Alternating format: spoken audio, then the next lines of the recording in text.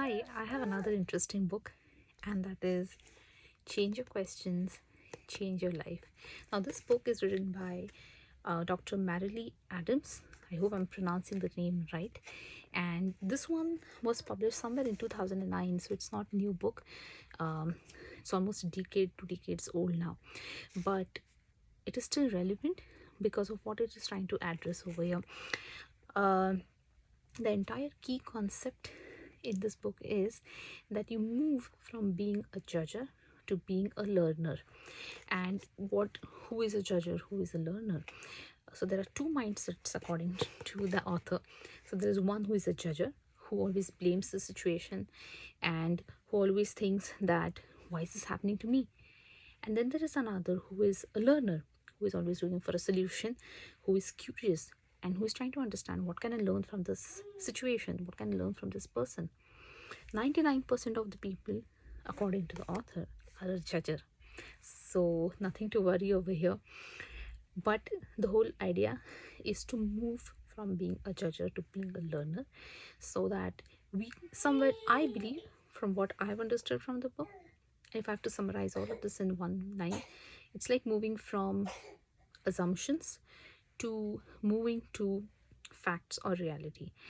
So change your questions, change your life. The quality of your questions will depend on the quality of questions that you ask to yourself. I mean, the quality of your life will depend on the quality of questions you ask yourself.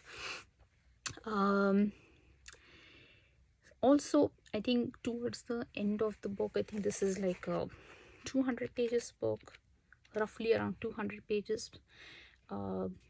Pretty I mean, it's not thin font, so I think you can finish reading it in a couple of days if you are really good at reading, or your speed is pretty good.